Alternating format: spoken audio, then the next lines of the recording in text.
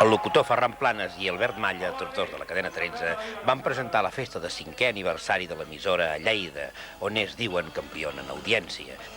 Va ser una celebració sense pastís i sobretot sense discursos, sempre d'agrair, però amb molta música, com correspon a l'escenari, la macrodisco Big Ben de Mollerussa Golmés, plena a rebentar, com ja és habitual tots els caps de setmana.